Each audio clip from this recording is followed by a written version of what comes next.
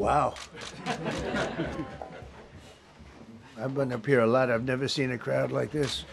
I think we need a ballroom, and that's happening. It's going to be a beautiful ballroom. This is really a lot of people, most I've ever seen in this room. And we're here for a very serious purpose, very serious purpose. Something's out of control, but we're going to put it in control very quickly like we did on the southern border. I'm announcing a historic action to rescue our nation's capital from crime, bloodshed, bedlam, and squalor, and worse.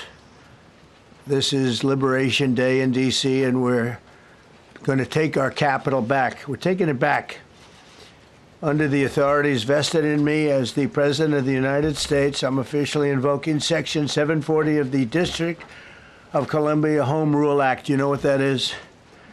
And placing the D.C. Metropolitan Police Department under direct federal control, and you'll be meeting the people that will be directly involved with that. Very good people, but they're tough, and they know what's happening, and they've done it before. In addition, I'm deploying the National Guard to help reestablish law, order, and public safety in Washington, D.C., and they're going to be allowed to do their job properly. And you people are victims of it, too. You know, you're reporters, and I understand a lot of you tend to be on the liberal side, but you don't want to get mugged and raped and shot and killed. And you all know people and friends of yours that happened. And so you can be anything you want, but you want to have safety in the streets. You want to be able to leave your apartment or your house where you live and feel safe and go into a store to buy a newspaper or buy something. And you don't have that now. The murder rate in Washington today is higher than that of Bogota, Colombia, Mexico City, some of the places that you hear about as being the worst places on earth, much higher. This is much higher. The number of car thefts has doubled over the past 5 years, and the number of carjackings has more than tripled. Murders in 2023 reached the highest rate probably ever. They say 25 years, but they don't know what that means because it just goes back 25 years. Can't be worse. Our capital city has been overtaken by violent gangs and bloodthirsty criminals, roving mobs of wild youth, drugged-out maniacs and homeless people. And we're not going to let it happen anymore. We're not going to take it. Just like we did on our southern border. Nobody comes through our southern border anymore. 3 months in a row, we had zero. I don't know if that's right, but the people that do the work, it's a very liberal group of people, actually, and they actually said zero for the last 3 months. Nobody thought a thing like that was possible. And, you know, when you take a look at numbers, I just saw some charts. These are different cities throughout the world. Red is, okay, the red is a place called Washington, D.C. Look at these. Baghdad we doubled up on Baghdad.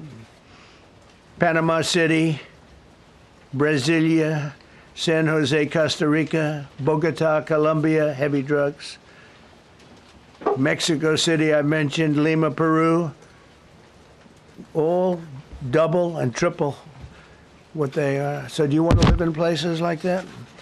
I don't think so. I don't think so. And I think the people in this room, if you wrote correctly, you'd see, look at the kind of numbers we have. D.C., 41 per 100,000, number one that we can find anywhere in the world. Other cities are pretty bad, but they're not as bad as that. Is that where you want to live? The reporters of the world? Juvenile offenders and crimes against persons, as they say. It's getting worse. Not getting better, it's getting worse. And we had a recent indication. There was a story about a man who was just left. He quit because he was asked to do phony numbers on crime. And we're going to look into that. I think Pam is going to be looking into that. But he was asked by the city, I guess, that we don't want to show the real numbers. Let me do numbers so it looks like it's going down. Not going down. And under Biden, it was a disaster. And nobody did anything about it. We're going to do things about it like you wouldn't believe. Every American has a constitutional right to be able to access and petition their government in safety, and countless federal officials and employees likewise have the right to carry out their jobs in peace without being shot. As you know, I lost a very good person a while ago, was shot waiting for his wife. He was in the car. They robbed his car. They shot him. They killed him like it was nothing to it. She was walking to the car. It's a horror show. This issue directly impacts the functioning of the federal government and is a threat to America, really. It's a threat to our country. We have other cities also that are bad, very bad. You look at Chicago, how bad it is. You look at Los Angeles, how bad it is. We have other cities that are very bad. New York has a problem. And then you have, of course, Baltimore and Oakland. We don't even mention that anymore. They're so far gone. We're not going to let it happen. We're not going to lose our cities over this. And this will go further. We're starting very strongly with D.C., and we're going to clean it up real quick, very quickly, as they say. Days ago, a former member of the DOJ staff was savagely beaten by a band of roving thugs after defending a young woman from an attempted carjacking. He was left dripping in blood. He thought he was dead, with a broken nose and concussion. Can't believe that he's alive. He can't believe it. In June, a 21-year-old congressional intern was tragically killed after being hit by a stray bullet in a drive-by shooting. A former Trump administration official named Mike Gill, fantastic person, was murdered last year in cold blood in a carjacking blocks away from the White House. We all knew him. Great person. Waiting for his wife as she was walking to the car. A Democrat congressman was also carjacked at gunpoint not far from the Capitol. And in 2023, an aide to Senator Rand Paul was stabbed in the chest and head by a demented lunatic as he walked down the street, just absolutely for no reason. Horrifically, last July 4th weekend, a 3-year-old girl was shot in the head and killed while sitting in a car near the Capitol. It's becoming a situation of complete and total lawlessness. And we're getting rid of the slums, too. We have slums here. We're getting rid of them. I know it's not politically correct. You'll say, oh, so terrible. No, we're getting rid of the slums where they live. Caravans of mass youth rampage through city streets at all times of the day. There are ATVs, motorbikes. They travel pretty well. Entire neighborhoods are now under emergency curfews. Just this past weekend, gunfire went through, and you saw that, the Navy Yard. I saw it this morning. They saw that they fought back against law. See, they fight back until you knock the hell out of them, because it's the only language they understand. But they fought back against law enforcement last night. And they're not going to be fighting back long, because I've instructed them and told them whatever happens, you know, they love to spit in the face of the police. As the police are standing up there in uniform, they're standing and they're screaming at them an inch away from their face. And then they start spitting in their face. And I said, you tell them, you spit and we hit. And they can hit real hard. It's a disgusting thing. I've watched that for years, for 3-4 years. I've watched them. The police are standing, and they're told, don't do anything under any search. So and you can see they want to get at it. And they're standing there, and people are spitting in their face, and they're not allowed to do anything.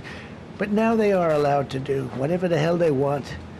This dire public safety crisis stems directly from the abject failures of the city's local leadership. The radical left city council adopted no cash bail.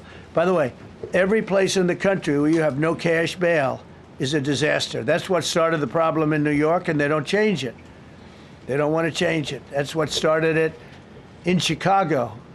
I mean, bad politicians started it, bad leadership started it, but that was the one thing that's central, no cash bail. Somebody murders somebody and they're out on no cash bail before the day is out.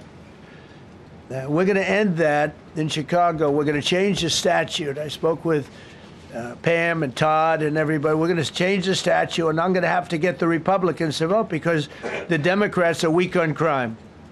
Totally weak on crime. They don't know why. They want to stop because they get mugged too. But we're going to change no cash bail. We're going to change the statute and get rid of some of the other things.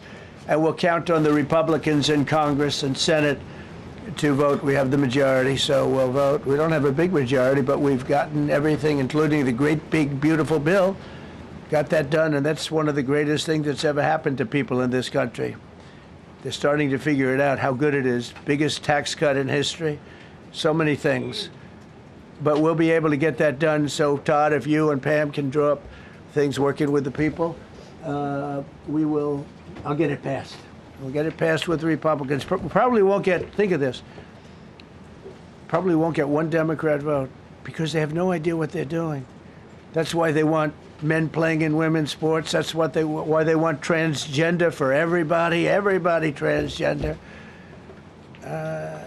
And they just got walloped in an election, in a landslide, and they haven't changed one thing. I saw the other day the certain gentleman who was a very well-known politician, Democrat, was fighting like hell that men should be allowed to play in women's sport. They just don't get it. They said it's an 80-20 issue, and I think it's a 97-3 issue. And I don't know who the three are. I've never heard anybody nobody's ever come up to me, sir, you have to let men play in women's sports. You have to do it, sir. Nobody's ever approached me. I don't know where this issue even comes from. Never seen anything like it. But they turned our nation's capital into a sanctuary jurisdiction. That's the other thing. We have to get rid of sanctuary cities as quickly as possible. We're going to do it, too. We have to. Because it's sanctuary for criminals. Releasing illegal alien gang members onto the streets. In 2022, nearly 70% of criminals arrested in Washington went unprosecuted. That's not going to happen with the group we have standing aside and standing behind me. And at the Metropolitan Police Department, it's now reached a small number relatively compared to what it was, but it's thousands of people. You know, we have thousands of police. I was told today, sir, they want more police. I heard a number, 3,500 police. That's a lot of police. 3,500. I thought they were going to say, we only have 30 policemen or women. He said, we have 3,500. We need more. You don't need more. That's so many. I never heard. That's like an army. How could you need more than 3,000? It just happened 2 minutes ago. Sir, they've requested more police. Oh, what do they have? About 3,500. I said, 3,500? This is not a big area. It's ridiculous. What you need is rules and regulations, and you need the right people to implement them. And we have the right people here, that I can tell you. Look at the border.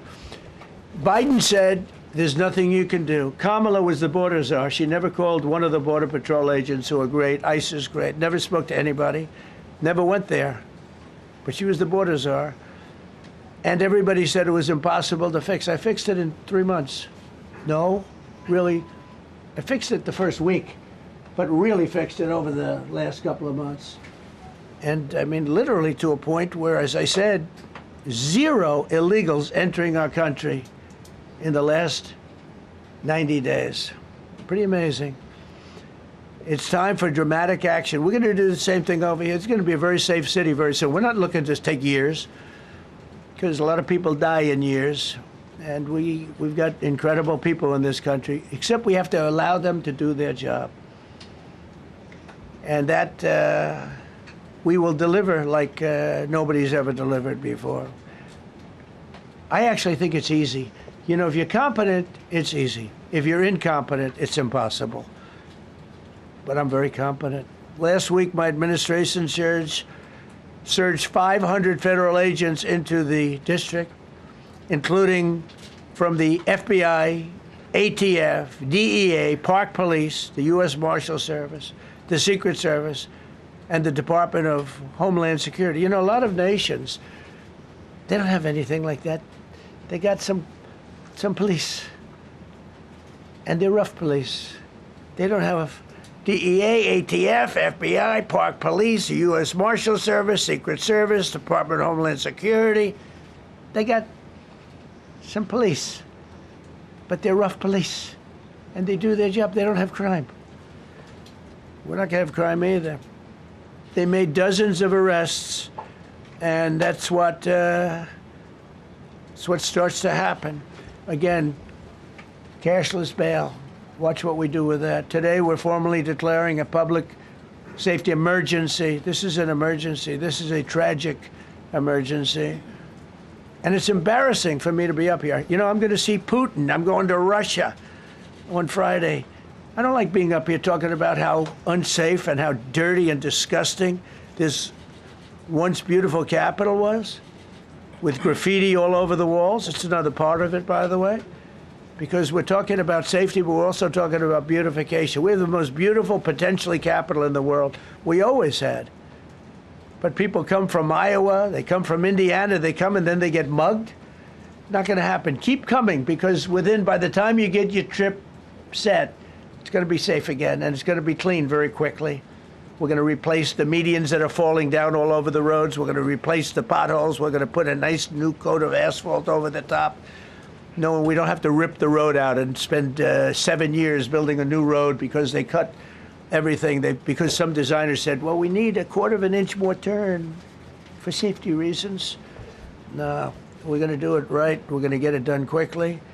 So today we're declaring public safety emergency in the District of Columbia. And Attorney General Pam Bondi, who's fantastic, is taking command of the Metropolitan Police Department as of this moment.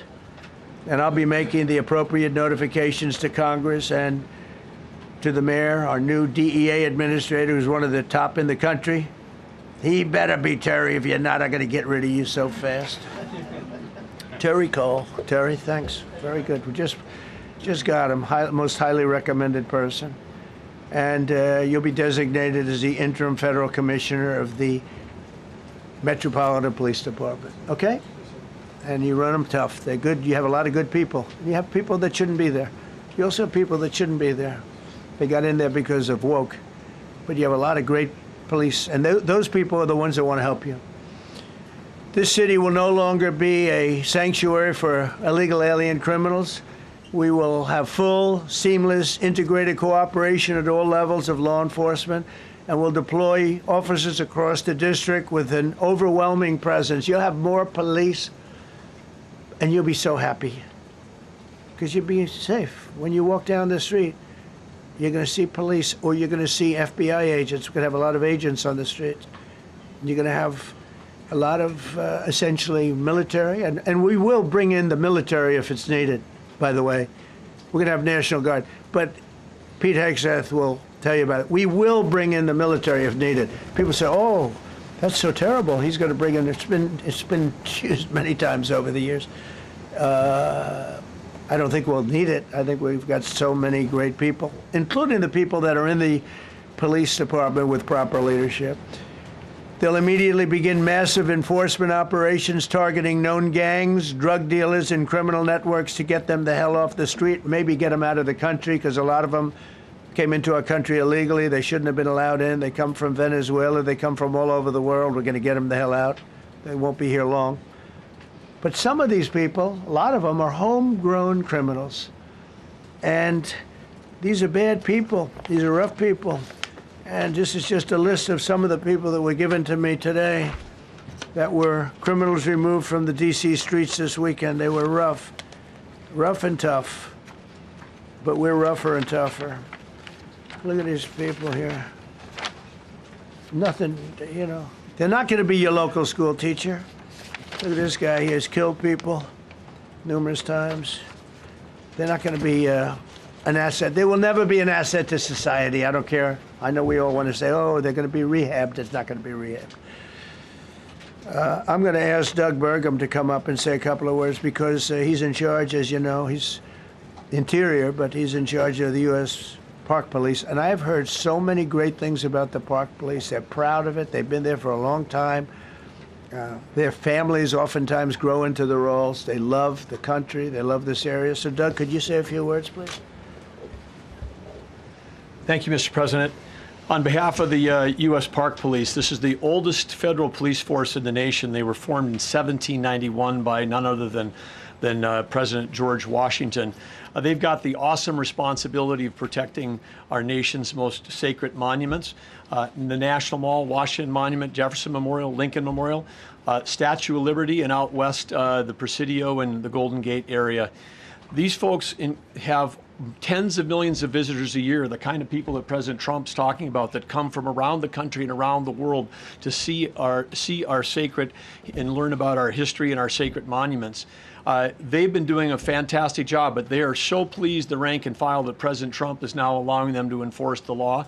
As those of you that live in the city may know, that the circles and the triangle parks that are spread throughout D.C. are actually federal park property. So the U.S. Park Police also have responsibility for that.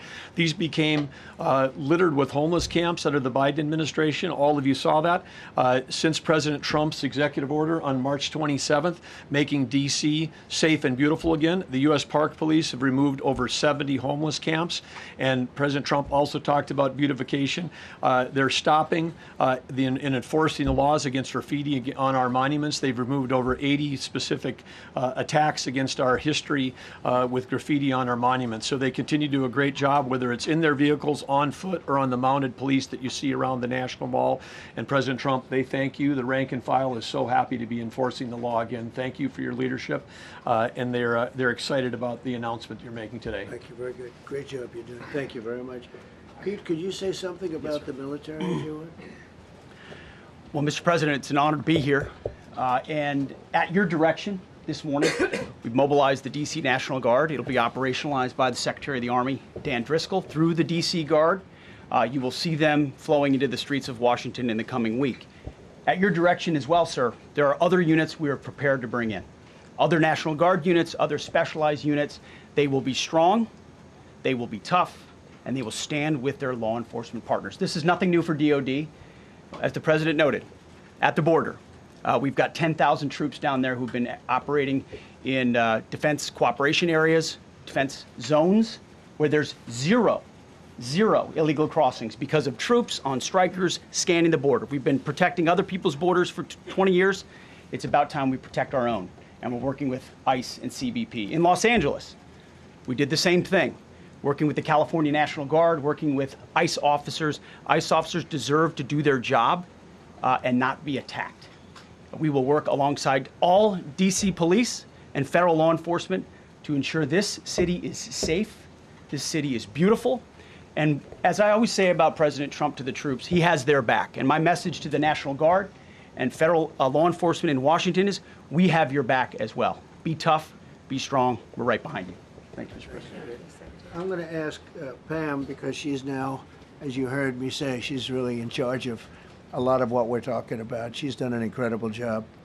People are going to start to see the fruits of her labor. And Pam, maybe you could say a few words about what we're talking about here. Sure, President. Let me be crystal clear. Crime in D.C. is ending, and ending today. We are going to use every power we have to fight criminals here. President, thank you for caring about our capital. Families come here every summer. Our museums are free. We have the National Zoo. We have the National Gallery. D.C. should be a place where everyone can come and feel safe. Behind me and to my side, we have some of the best career law enforcement and prosecutors in the country who are ready to take this on.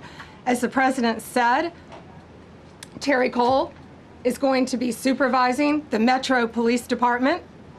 Gadi Serralta, our U.S. Marshal, is going to be supervising command and control, the entire operation. Our Deputy Attorney General, Todd Blanche, and I will be working with them closely, along with our great FBI Director, Kash Patel. Kash is going to talk to you in a minute about what we did in Virginia recently with Governor Youngkin. Many of you covered that, and it was tremendously successful. Not only that, our secret weapon here in D.C. is U.S. Attorney Jeanine Pirro, one of the toughest prosecutors and a former judge, and she is going to be talking about juvenile crime, how it's out of control here, and what she's going to do to fight back. No more crime rampant in our beautiful capital.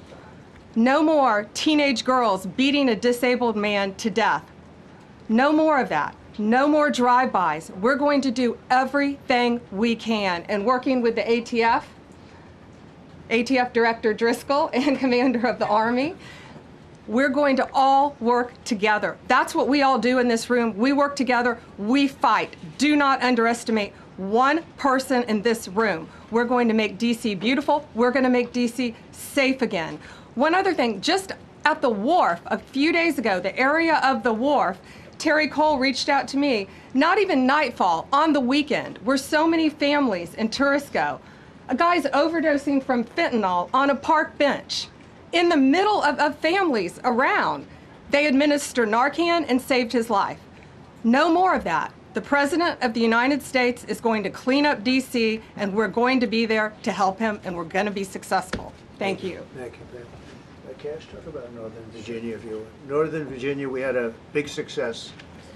Thank you, Mr. President. Thank you, Attorney General Bondi, for your leadership, Deputy Attorney General, and the rest of our interagency partners.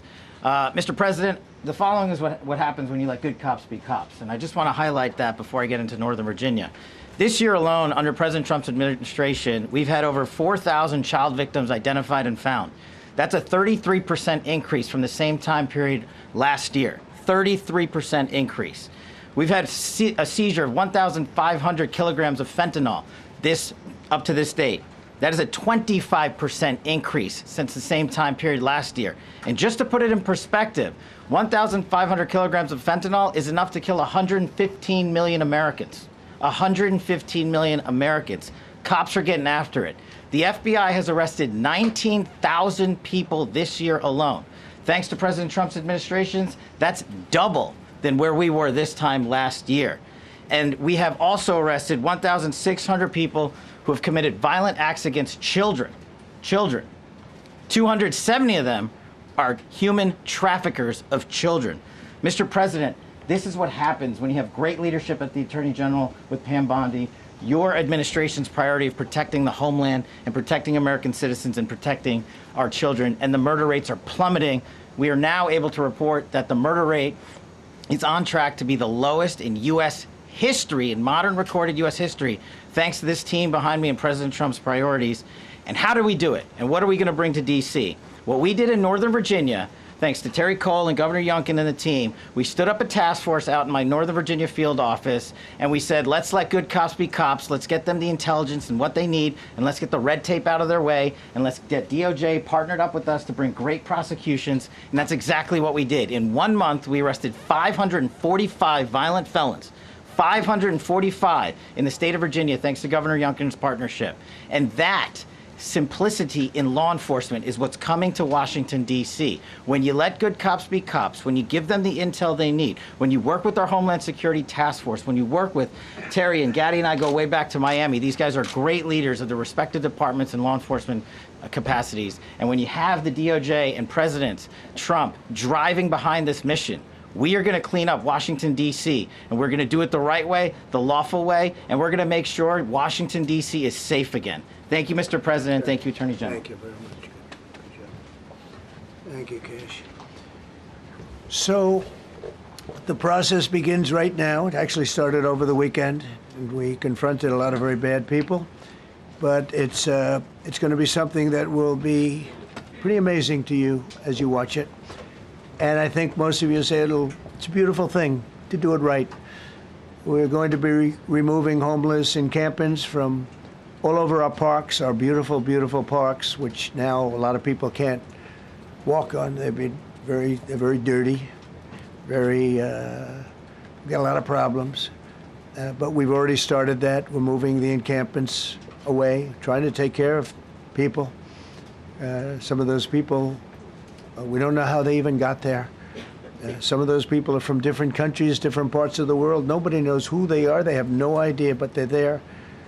We're getting rid of the people from underpasses and public spaces from all over the city. There are many places that they can go, and we're going to help them as much as you can help.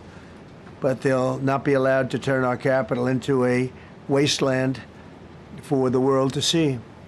The Metropolitan Police Department and the federal authorities will be supported in the effort, a really big effort, the 800 D.C. National Guardsmen that we'll put on, and much more if necessary, much more. You remember I said, I offered 10,000 once. Remember I said to a certain person, a person who I thought always was highly overrated, not very competent, but I said, if you need them, we'll give you 10,000 of the military or the National Guard. They turned me down. But if necessary, we're going to move service members directly to joining the Guardsmen, and that'll take place very rapidly, and that'll be done in conjunction with Pam and with Pete and everybody else. Washington, D.C. should be one of the safest, cleanest, and most beautiful cities anywhere in the world, and we're going to make it that. We're going to make it safe. We're going to make it smart. We're going to make it beautiful, so beautiful. Some of the buildings, we're going to add to it. You see what we've done at the White House. White House is a whole different building. I do that in my part-time because it's a natural instinct as a real estate person. I was very good at that, and I was very good at fixing things up. I like fixing things up. You see what's happening. The marble floors are being reinstalled, renovated, fixed. The whole place is becoming very beautiful. We're going to be adding a magnificent ballroom, most beautiful ballroom, I think, anywhere. We need it. I would have certainly loved to have had it today. I think we would have filled it up. A lot of you are standing outside, can't get in this room. I have never seen the room like this, which tells me that you want to talk about, I mean, this was a D.C. news conference. It tells me that you want to talk about crime in D.C. and beautification of D.C., but I'm going to put that's easy. And I think, frankly, fixing the crime with the pros, fixing the crime is easy, too. A person who I've known for a long time, and she's been incredible. She was a fantastic, one of the best ever district attorneys in New York. She was in Westchester, and she became a judge, very successful judge. And then she went into show business because she was such a good DA and such a good judge, tough judge, but fair, always fair. Nobody ever complained about that, but she was tough. And because of that and her reputation, she went into show business. So a lot of people don't, they think of Janine as show business. Actually, showbiz was not her thing. And she did great. She was on, along with a couple of other of my friends, on the #1 show. And she did great, but this is what she loves doing. This is really her baby. What she's going to do is going to be incredible. And I'd like to speak for just a few seconds on what she has in mind, what she wants to do. We're going to be appointing some judges. We have some open spots, and we're going to take people, because the judges are letting killers out. They just say, go, that's okay, don't worry about it. So we're putting some, Pam recommended, Todd recommended, some judges that are great. Janine recommended. Janine's given me 3 great candidates already. We have about 10 open spots, and we can probably create some more. We need them. Janine, would you say a few words, please? Thank you very much, Mr. President, and thank you, Madam Attorney General, and to all my partners here. We all want the same thing. We all want a safe city. We want a safe capital. We want to be able to bring our families here. We want to be able to come and enjoy the history that makes this place great. And unfortunately, we are not in that position right now. And Mr. President, I want to thank you for taking the step that we need right now to make criminals understand that they are not going to get away with it anymore. And I'm not going to stand here and go over and over the cases. But what I can tell you is this. I see too much violent crime being committed by young punks who think that they can get together in gangs and crews and beat the hell out of you or anyone else. They don't care where they are. They can be in DuPont Circle, but they know that we can't touch them. Why? Because the laws are weak. I can't touch you if you're 14, 15, 16, 17 years old and you have a gun. I convict someone of shooting another person with an illegal gun on a public bus in the chest. Intent to kill? I convict him. And you know what the judge gives him? Probation. Says you should go to college. We need to go after the D.C. Council and their absurd laws. We need to get rid of this concept of, no cash bail. We need to recognize that the people who matter are the law-abiding citizens. And it starts today But it's not going to end today, because the president is going to do everything we need to do to make sure that these emboldened criminals understand we see you, we're watching you, and we're going to change the law to catch you. And my final note is this. These kids understand that the jurisdiction is through the State Attorney General, Brian Schwab. I did a poster of the young man from Doge who was beaten bloody with a severe concussion, a broken nose. And then I did a poster of what happens to those kids, because I can't arrest them, I can't prosecute them. They go to family court, and they get to do yoga and arts and crafts. Enough. It changes today. Thank you, Mr. President. Thank you, Jim. You're welcome. Great job. Thank you. If I could, I just signed some executive orders. I'd like to have Will please come up, and we'll let the people know what we signed. Do you want to put them down? Yes, sir. Go ahead. A short while ago in the Oval Office, President Trump signed 2 crucial executive actions to deal with the emergency crime conditions we currently face in the District of Columbia.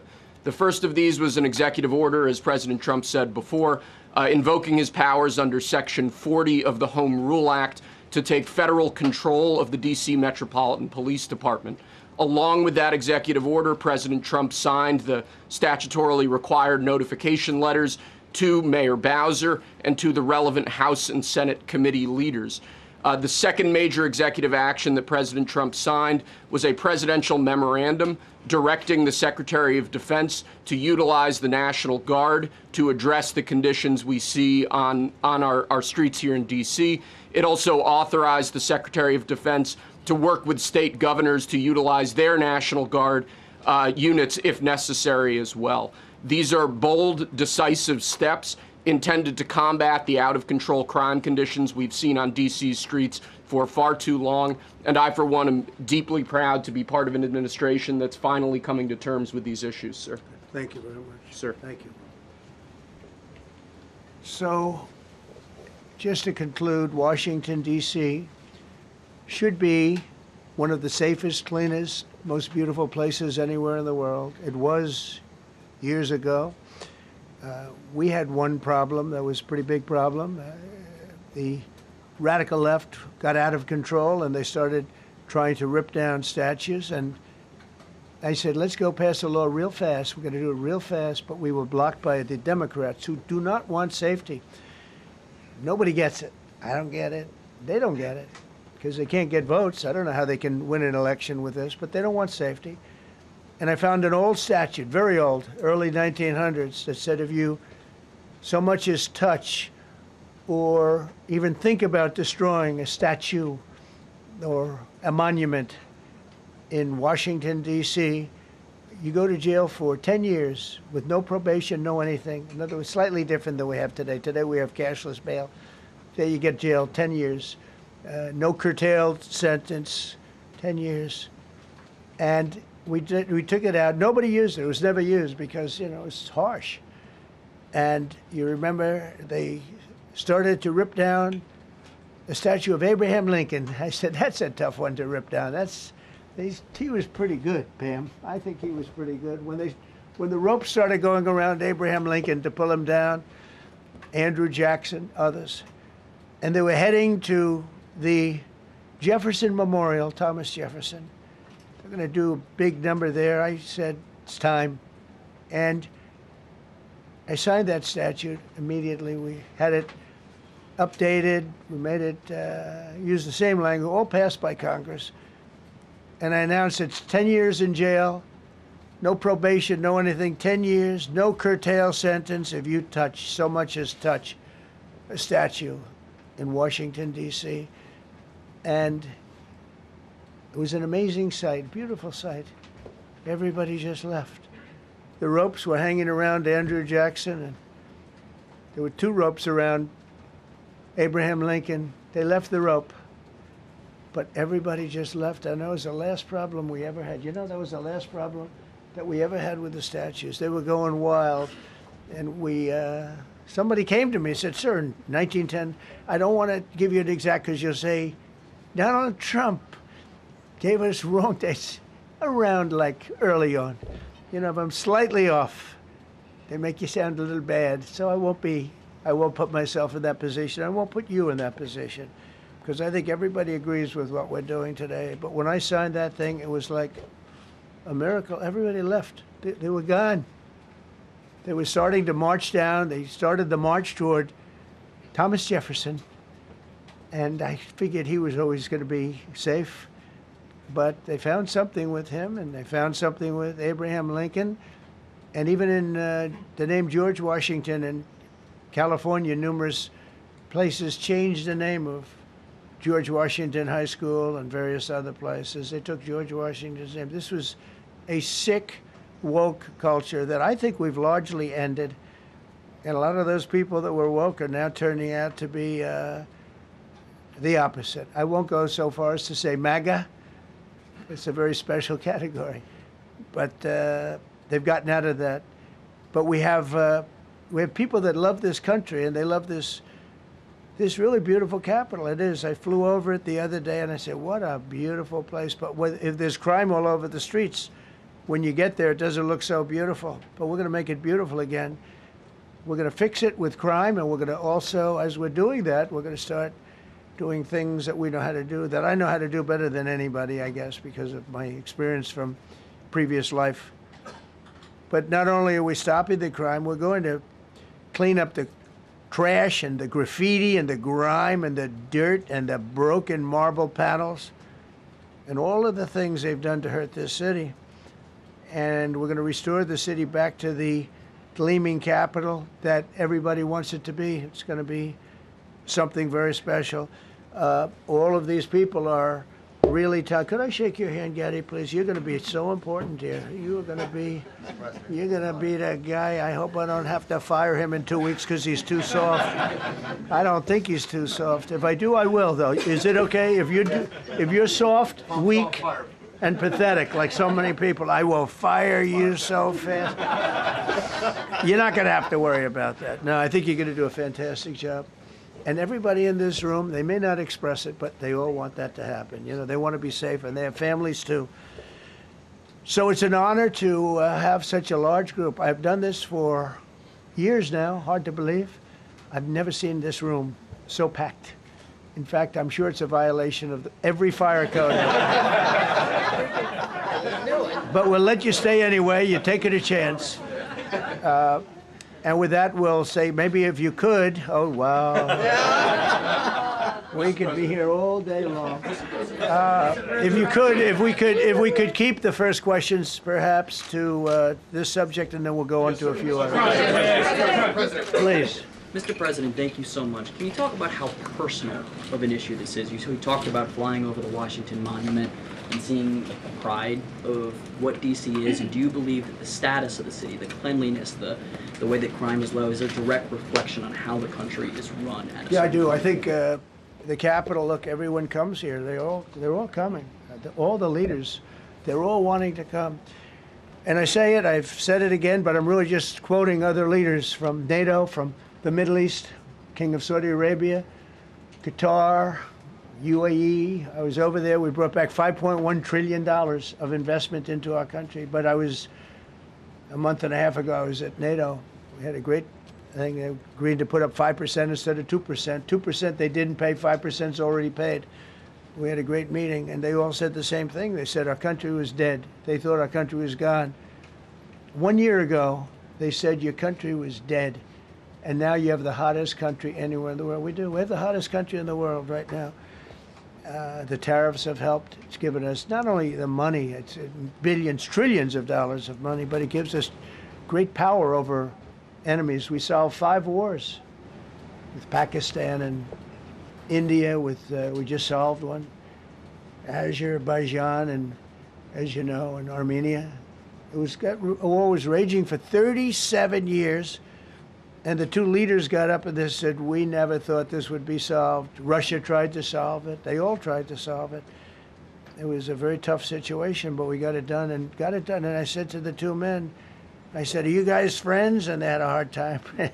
You know, they've been killing each other for 37 years, right?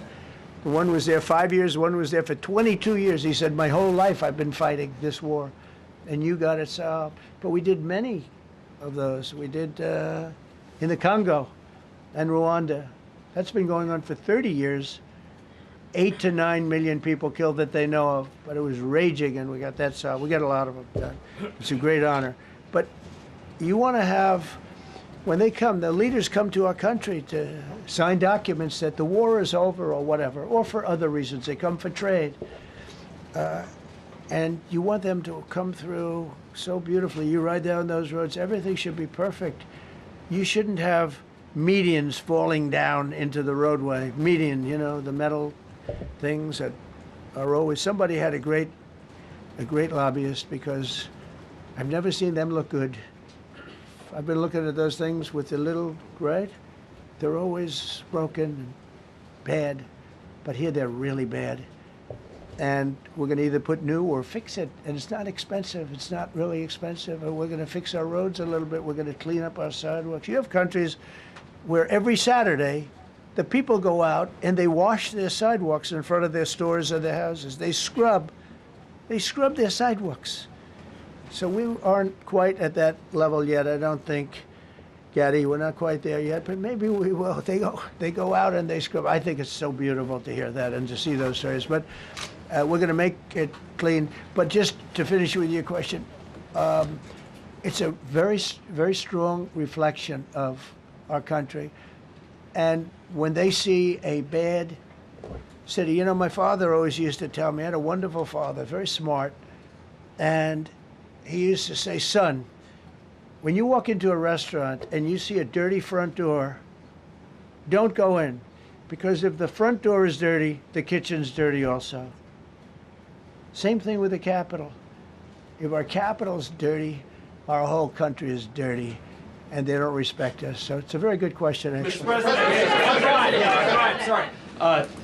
Question for you on the specific issue. Do you expect more cities to follow DC's path if this goes through? So the idea is that Chicago, LA, San Francisco, would they expect similar action what we've seen in DC?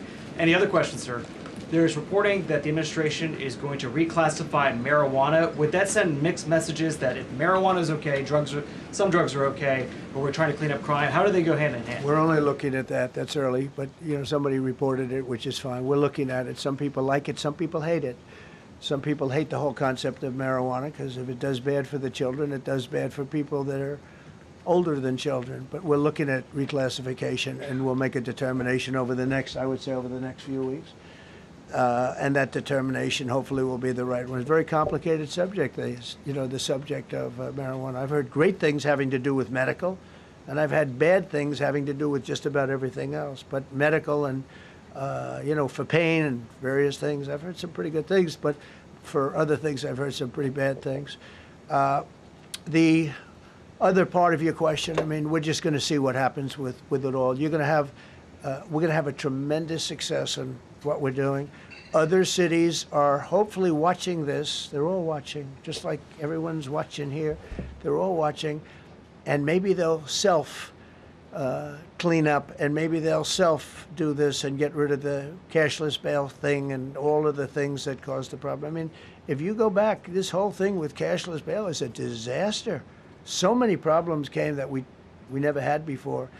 So they're watching us today, and if they don't learn their lesson, if they haven't studied us properly, because we're going to be very successful. I have zero doubt about that. It's going to be. It's a question of will it be really fast, like the border. You know, everyone said, they used to say, Biden used to say, I need legislation. I didn't get any legislation. I called up our people, and we did a great job. Tom Homan was great. As you know, our secretary did a great job. They did a great job. There's no games. They didn't play games. And we're going to have the same thing here. But then I'm going to look at New York in a little while. Let's do this. Let's do this together. Let's see. It's going to go pretty quickly. And if we need to, we're going to do the same thing in Chicago, which is a disaster. We have a mayor there who's totally incompetent. He's an incompetent man. And we have an incompetent governor there. Pritzker's an incompetent. His family threw him out of the business, and he ran for governor. And now I understand he wants to be president. but I noticed he lost a little weight, so maybe he has a chance. You know, you never know what happens. But Pritzker's a gross incompetent guy, thrown out of the family business. But when I look at Chicago and I look at L.A., if we didn't go to L.A. 3 months ago, L.A. would be burning like the part that didn't burn. If he would have allowed the water to come down, which I told him about in my first term, I said, you're going to have problems, let it come down. We actually sent in our military to have the water come down into L.A. They still didn't want it to come down after the fires. But that was it, we have it coming down. But hopefully L.A. is watching. That mayor also, the city's burning. They lost like 25,000 homes. I went there the day after the fire. You were there, and I saw people standing in front of a burned down home. It was, their homes were incinerated. They weren't like, even the steel was literally, it was all warped and literally disintegrated because of the winds and the flame and the whole thing. It was like a blowtorch. They were standing on this beautiful day, maybe a couple of days after. We gave it a little time because what they had suffered. Almost 25,000 homes. And you see what's happening now. They didn't give their permits. I went to a town hall meeting. I said, we're going to get you the federal permits, which are much harder. Almost immediately, Lee Zeldin is a star. He did an incredible job. They have all their federal permits. They don't have their city permits. And the mayor said to me, we think we could have them in 2 years. I was walking down the street, and I met with firemen and police. And I was saying hello to many people that were standing in front of their homes with yellow tape. You can't go in. You can't go onto the lot. And those people wanted to start rebuilding their homes then and there. And the mayor said, we should be able to get them the permits within 2 years. I said, that's a shame. 2 years? Are you kidding? I'm going to get them the federal permit like almost immediately, 2 years. And she drew it back, well, maybe 1 year. The place was booing her out of the place. They don't have their permits to build their homes. And now they're talking about putting, this is among the most beautiful areas was in the country. Now they're talking about putting low-income housing there. Can you believe this? I love low-income housing. I made money with low-income housing. I built low-income housing. I know more about low-income housing and luxury housing. I know about everything real estate. They want to replace some of those homes with low-income housing. They haven't gotten their permits yet. We've gotten all the federal permits, which are much tougher to get, and it was done almost immediately through Lee Zeldin and Federal Environmental.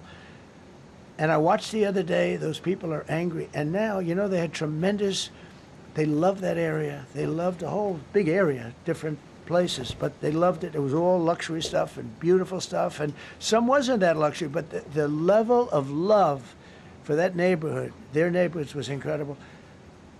And you know what? I watch people on television, they want to go, they want to leave. They've lost their spirit, they've lost their heart, because the mayor's incompetent. And Gavin Newsom is incompetent. He's got a good line of bullshit, but that's about it. He's incompetent. And you have Los Angeles is, you know, it's amazing. You know, I called, the first thing I did, I got the Olympics to go there. I was the one that got it. And by a rare thing that happened, I'll be the president. I was very upset because I got the Olympics there, and I said I won't be president when it comes. But bad things happened, and illegal things happened, really illegal things happened. Now it turns out one good thing was I'm going to be the president for the Olympics for 2050, for 250, which is going to be fantastic, and also for the World Cup. So we have a lot of good things, and I hope 250 is going to be, the 250th anniversary is going to be the best. But when I looked at those people, and I saw last night on television that they still don't have their permits, it's a disgrace what's happened in Los Angeles. Yeah, thank you. The China tariff deadline is tonight. Do you plan to extend that? We'll see what happens. China's been, we've been dealing very nicely with China, as you probably have heard. They have tremendous tariffs that they're paying to the United States of America. And we'll see what happens. They've been dealing quite nicely. The relationship is very good with President Xi and myself. President, you mentioned your upcoming meeting with President Putin. Can you tell us what you hope to get out of that and whether you'll consider inviting President Zelensky to join? So you have to understand, this is a war that should have never happened. This is a war that wouldn't have happened if I were president. It would have never happened. It was the apple of his eye. I got along very well with President Putin. But if you look, under President Bush, they took a lot of territory. Under President Obama, they took a lot of territory. Under Biden, they essentially took the whole thing. You know, it's just a question of time. Under Trump, you know what they took? Nothing, nothing. I was the one that said, you can't build your pipeline. That was half built. I came in, I stopped the pipeline. It's called Nord Stream 2. Nobody knows that, you know. Nobody ever heard of Nord Stream 2. You might have not even heard it. Biggest pipeline in the world. I stopped it. I was not a friend of Russia, but I got along well with Putin. It's always good to get along with other countries if possible, but that doesn't mean you roll over like Biden did. Biden came in and he immediately approved the pipeline. I couldn't believe it. Then they say Trump wasn't tough on Russia. I wasn't tough. I was the toughest. Putin said, if you're not tough, I would hate like hell to see you visit. I stopped the biggest economic development job, the biggest job that Russia had ever built. I stopped it. It was dead.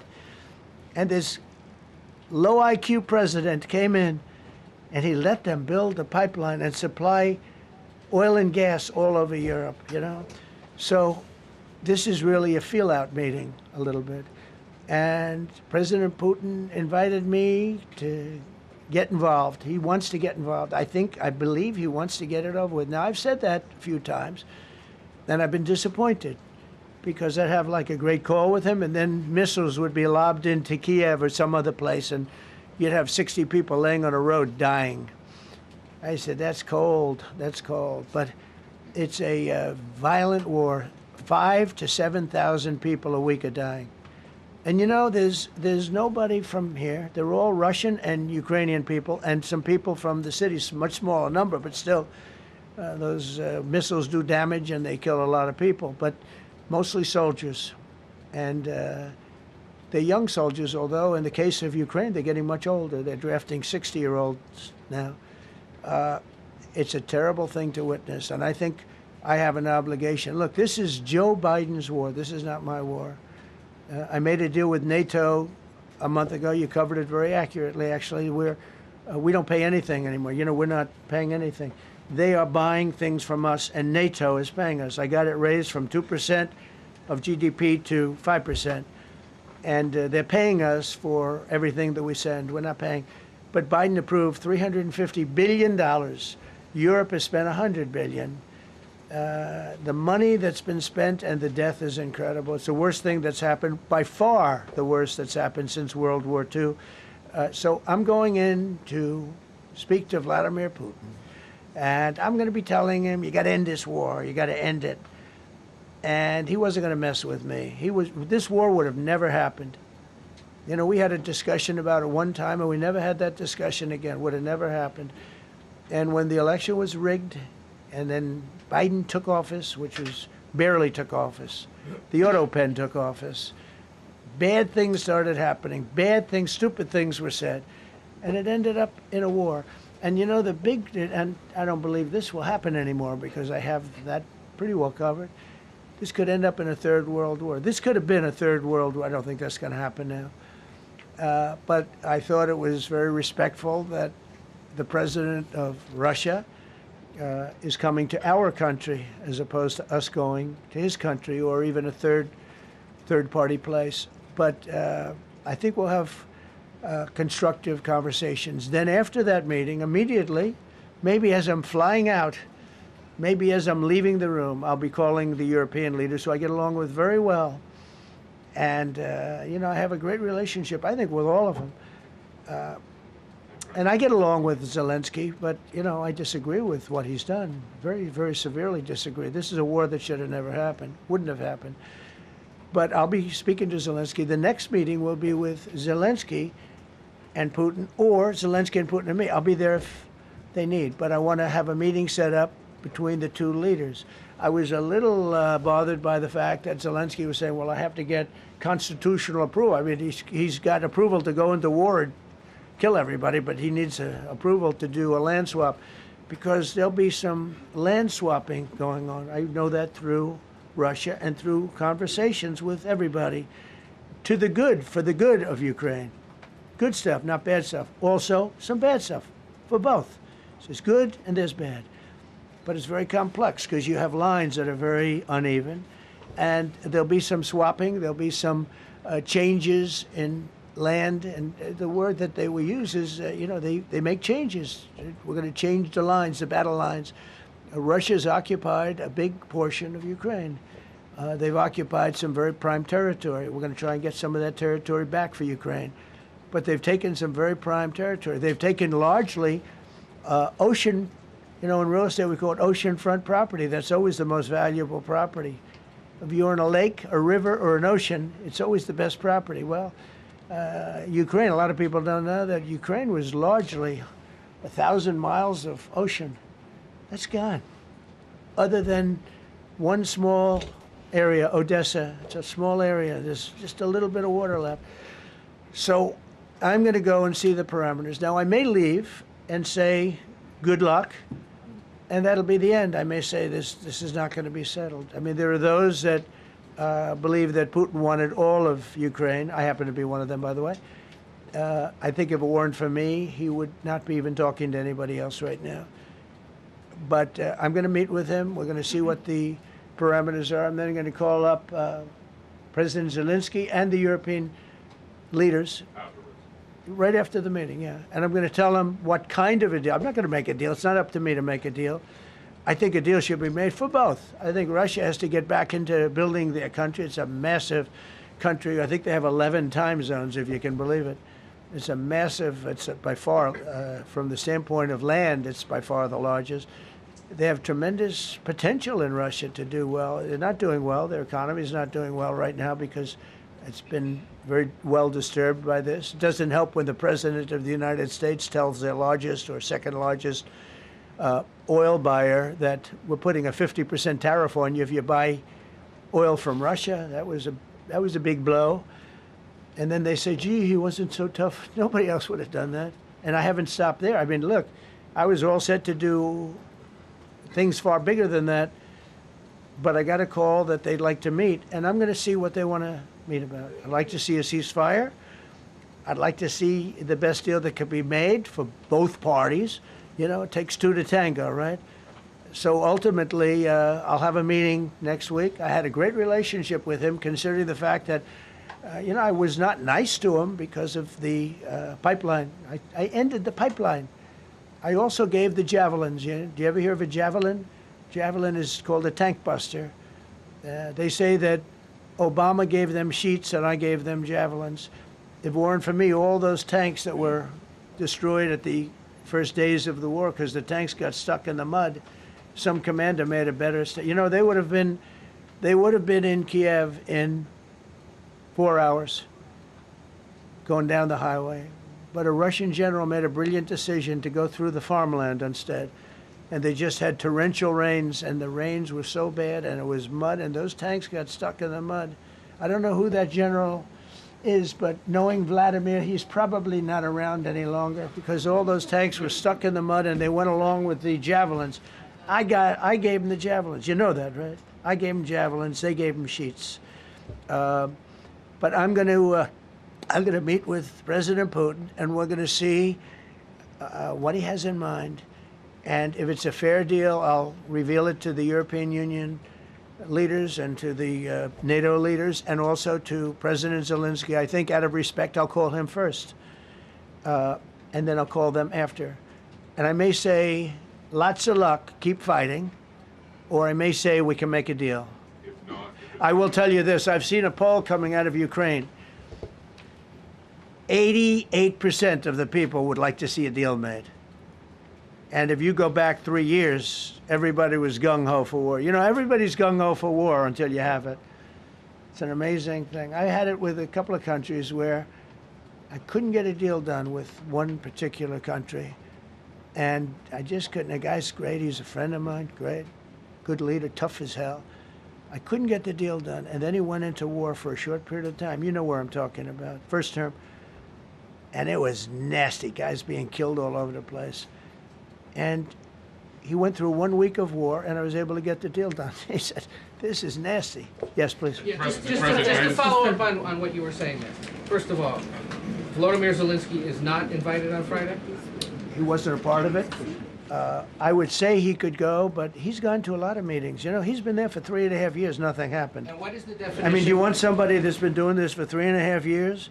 What's the definition of a good deal? I'll tell you after I hear what the deal is. I was gonna ask Because you- there could be many definitions. You know, you're talking about a very large and complex situation. Now, I tell you, the war that I just settled with Azerbaijan and with, as you know, and Armenia was almost as complex as this one, having to do with routes, Successful trade. meeting on Friday with Vladimir Putin. Well, we're going to have a meeting with Vladimir Putin, and at the end of that meeting, probably in the first 2 minutes, I'll know exactly whether or not a deal can be How will made. you know that?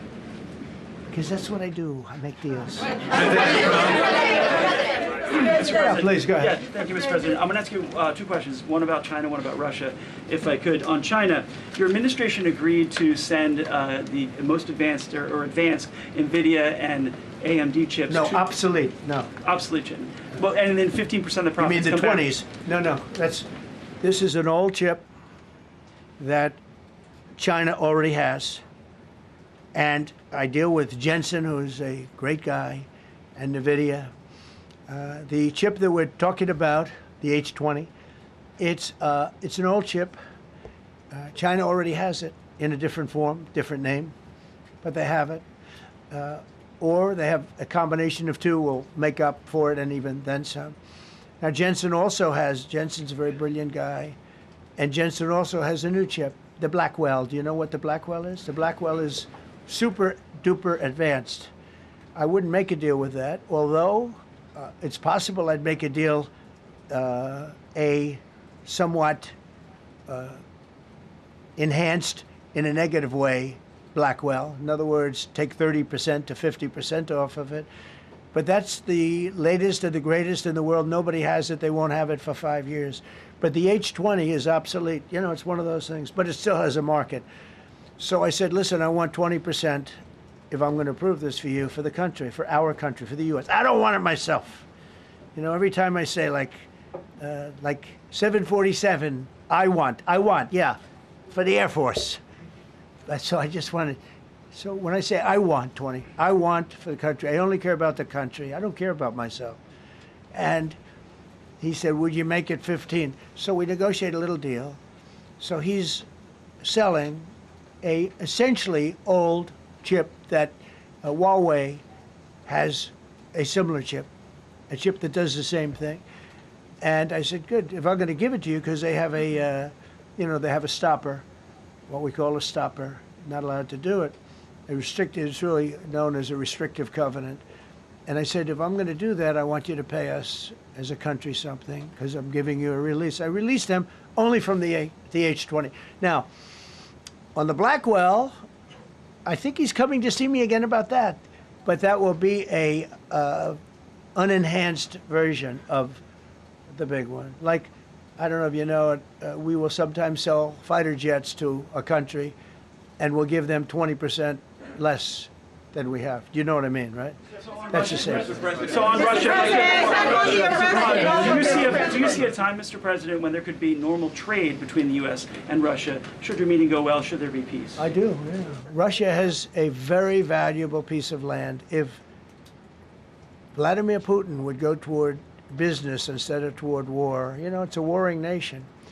That's what they do. They fight a lot of wars. A friend of mine said Russia's tough because they just keep on fighting. They beat Hitler, so did we, and they beat Napoleon. You know, they've been doing this for a long time.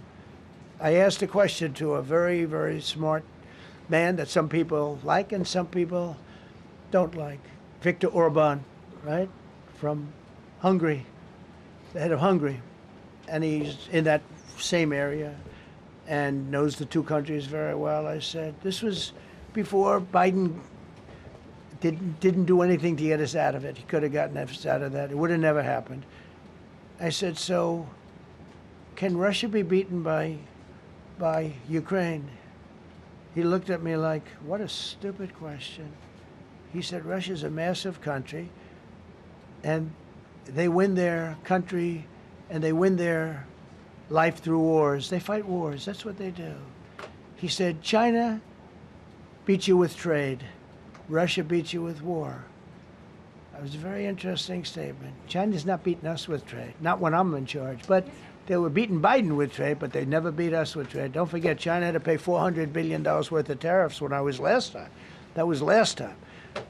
And if we didn't have COVID, all of this stuff we would be loaded. We're finding hundreds of billions of dollars of cash is pouring into our country now because of tariffs. And all we're doing is we're doing what they do to us. It's so beautiful to see it. They found last month, as you saw, $25 billion of excess cash flow. They're saying, where did it come from? I said, I'll tell you where it came from. It came from a place called tariffs, and we're doing very well. We're really doing well. But I expect to have a meeting with Putin that I think it'll be good, but it might be bad. And I'm here for one reason, to get rid of a war that somebody else started. Should have never happened. And if I could end it, great.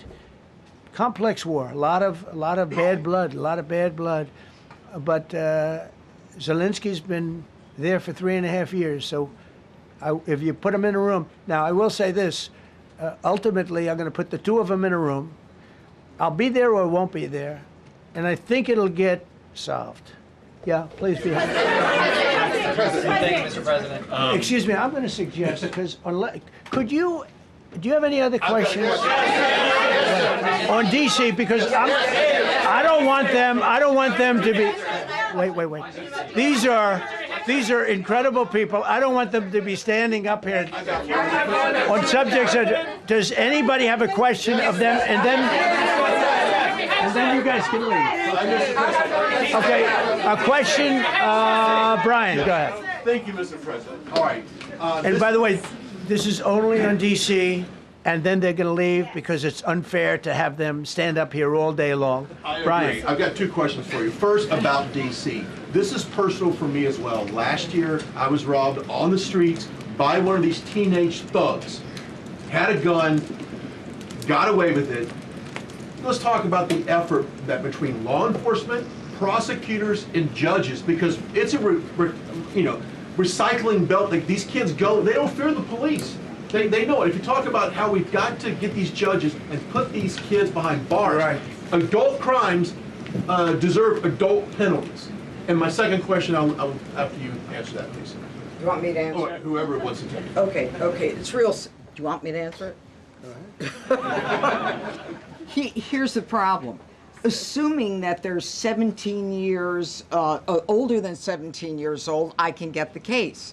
If they're under 18 years of age, I can only get the case if it's murder, rob one, rape, even if they shoot a gun but don't kill you, I can't get it.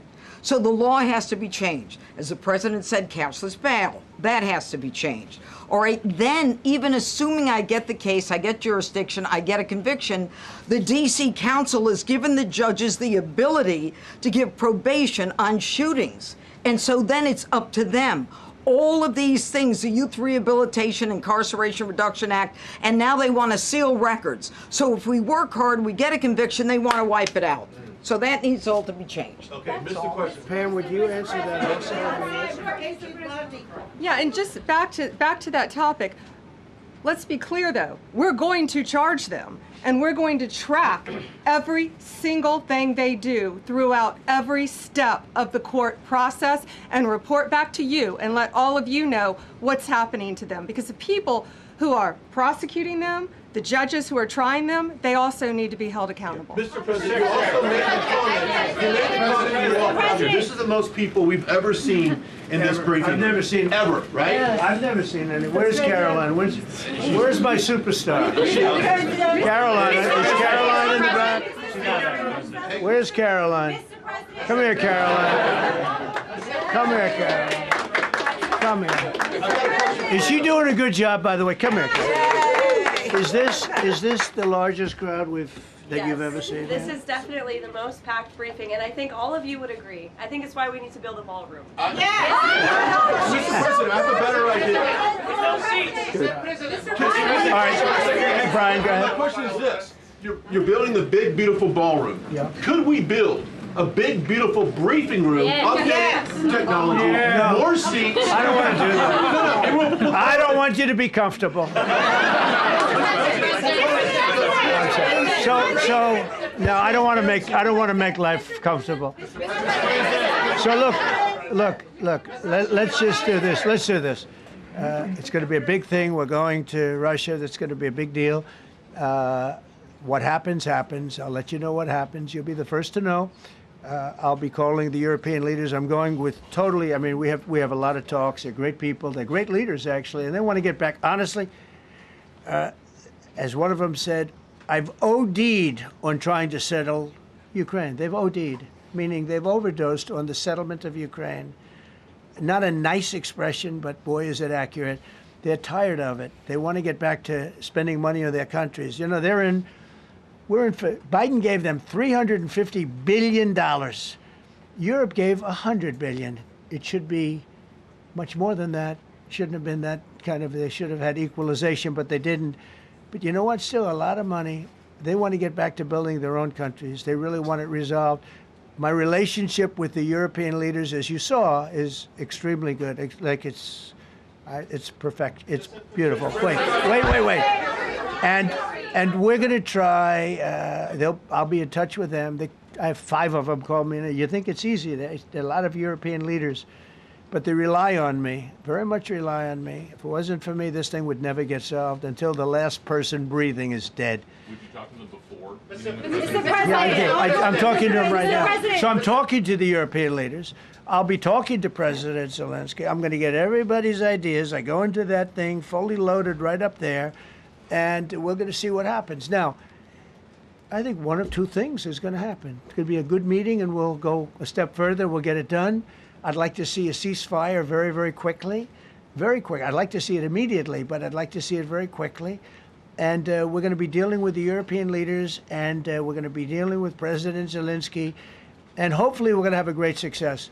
As far as this, what we did today, and I think you were here for D.C. more so than even Russia, because Russia will be, you know, we have a couple of days to go.